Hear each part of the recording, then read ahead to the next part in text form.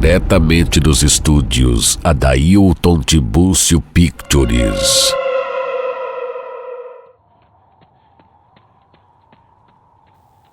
Quando eu era mais moço, movido pela irresponsabilidade e molequice, me juntei com 2 amigos de infância lá da minha terra para mexer com o que a gente não conhecia e por pouco não perdi o juízo. Foi no ano de 2003, naquele tempo eu tinha 18 anos e gostava de arriscar uma aposta na cena. Além de mim, tinham 2 amigos que também apostavam, mas a gente nem passava perto de ficar rico. Era só jogando dinheiro fora que, se ajuntasse, ficava milionário. Um dia, depois de conferir mais um sorteio e sem acertar nada, um dos meus amigos, chamado Carlos, nos contou que o filho do seu finado padrinho falou que se alguém fosse meia-noite na encruzilhada, nas bandas do São Francisco, um povoado que ficava na zona rural do município, e chegando lá, acendesse umas velas vermelhas no pé de uma porteira e fizesse leitura de um trecho de um livro preto. Um homem aparecia e nos falava onde tinha uma botija cheia de ouro enterrado. Ele ainda nos falou que o problema era que depois ele ia querer um sacrifício com sangue, mas ninguém tinha coragem de ir até lá. Quando ele falou isso, a gente deu muita risada, mas percebi que ele falava sério, ou melhor, ele acreditava mesmo no que estava dizendo. Como eu gostava de tirar sarro, falei que o difícil era conseguir o livro, mas se ele conseguisse, a gente ia até lá e invocava o espírito, e depois ia escavar essa botija e ficar rico, pois seria muito mais fácil que ganhar na loteria. No outro dia cedo, por volta das 7:30 da manhã, minha mãe me acordou, falando que o Carlos estava na sala me esperando. Na hora, eu pensei que alguma coisa tivesse acontecido, pois eu nem lembrava mais da história da noite anterior. Eu falei com minha mãe que mandasse ele entrar no quarto. Ele entrou e estava com um sorriso de orelha a orelha.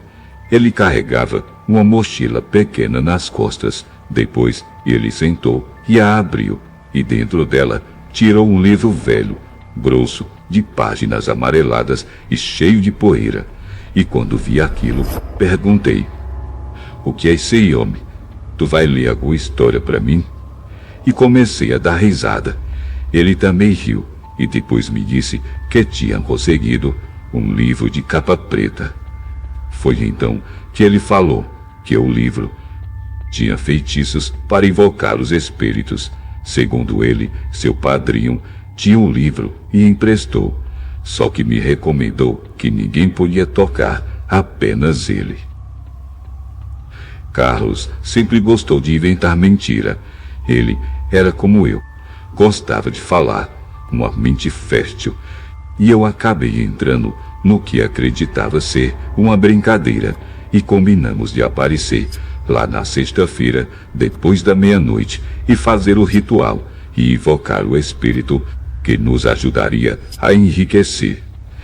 Na sexta-feira à noite, eu fui para a praça da cidade e lá encontrei o Pedro e o Carlos sentados do lado de fora do bar de um amigo e ficamos jogando conversa fora. Quando foi dando 11 horas, o Carlos falou que estava quase na hora e era melhor a gente ir, ou então ia passar do tempo. Eu nem me lembrava do que a gente tinha combinado, por isso mandei ele sossegar. Foi então que ele disse que se o Pedro não fosse, ele iria sozinho, pois estava cansado de ser pobre. O Pedro começou a dar risadas e depois decidimos ir até a porteira, que ficava próximo a uma encruzilhada lá no São Francisco, e descobrir se isso era verdade ou mais uma das invenções do Carlos. A gente entrou no carro do Pedro, passamos na casa do Carlos para pegar o livro e as velas e depois seguimos até o nosso destino. Assim que chegamos, ele nos disse que o filho do padrinho dele falou que depois que começasse não podia parar no meio, precisava ir até o final e que também não podia correr, pois senão não teria paz. Eu novamente comecei a dar risadas, pois aquela situação era muito esquisita. O Pedro também não se aguentava de risos, mas o Carlos estava levando aquilo a sério. Ele realmente acreditava que alguma coisa sobrenatural aconteceria. Desligamos o carro e só então nos demos conta que a noite era misteriosa. Em meio à escuridão e o silêncio, meus sentidos pareciam que ficavam mais aguçados e comecei a ouvir os barulhos da mata, os sons dos insetos, além de alguns pássaros noturnos. Carlos ligou uma lanterna e abriu o livro. Ele olhou bem e depois fez um rabisco no chão e colocou as velas e pediu que eu e o Pedro acendêssemos. Enquanto eu e o Pedro acendíamos as velas, ele começou a fazer a leitura do livro. Cada palavra que ele falava, eu e o Pedro dávamos risadas, mas depois de um minuto a voz dele mudou e as palavras fluíam. Porém, a voz não era mais dele, era grave e rouca, e o pior, parecia ser de outra pessoa.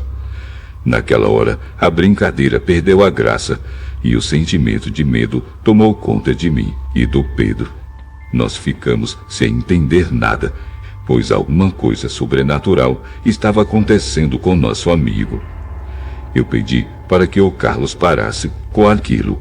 Então, misteriosamente, as luzes das velas se apagaram todas de uma vez só e ouvimos um tombo.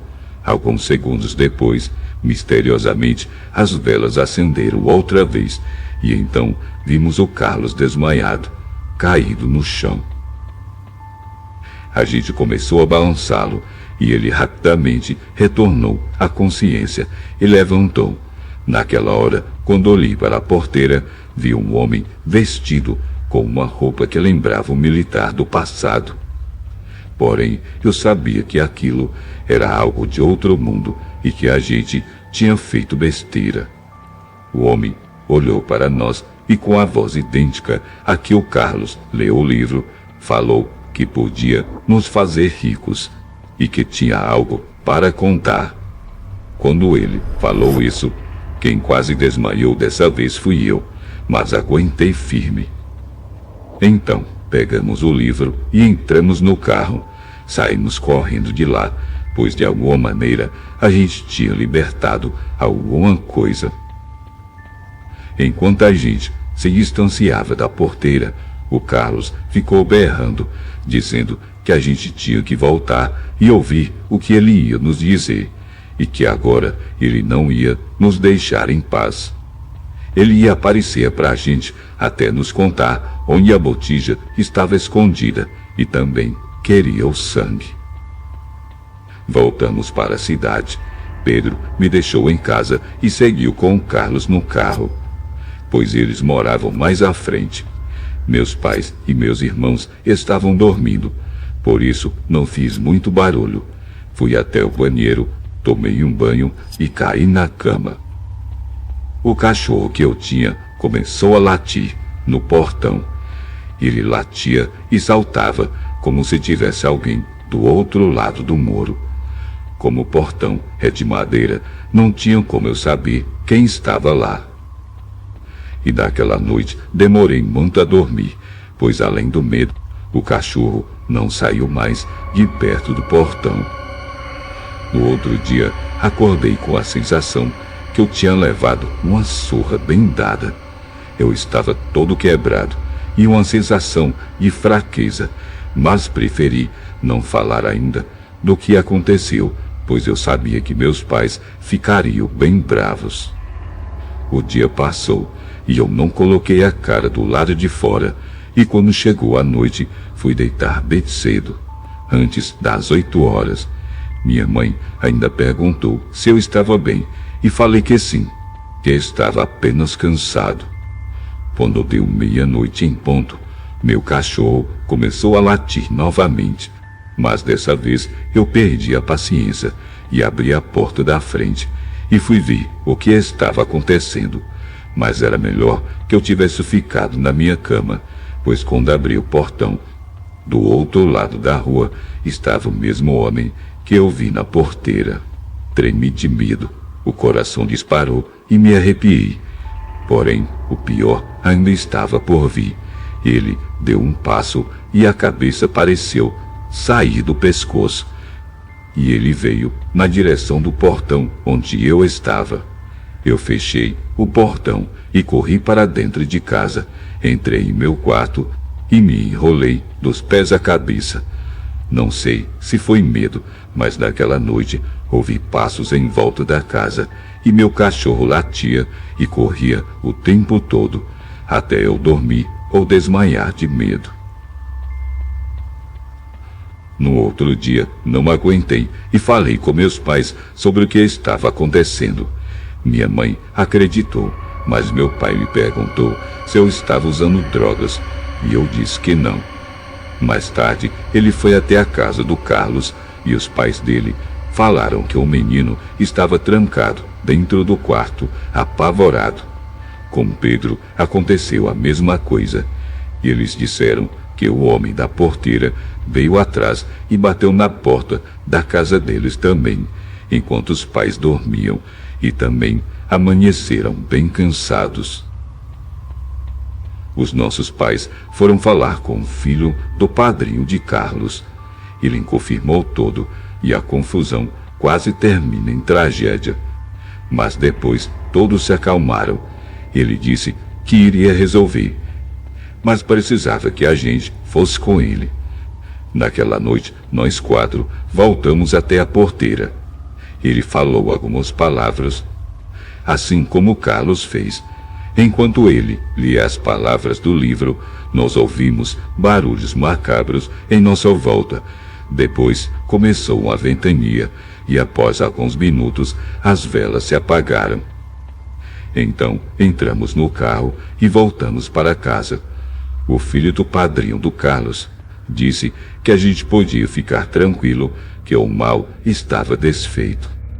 Não tenho como provar, mas de uma hora para outra, o filho do padrinho do Carlos começou a enriquecer, e hoje nem sei onde ele mora, pois desde aquela época ele foi embora da cidade. Meus amigos acham que ele desenterrou a botija, mas eu acho que ele fez foi um pacto com coisa ruim. Só sei que eu nunca mais joguei esse negócio de loteria, e aos poucos consegui me estruturar, sem precisar desse tipo de ajuda. Sobre o livro, Deus me livre encontrar aquilo de novo. E sobre a porteira, só passo se for de dia. De noite, nunca mais. Boa noite.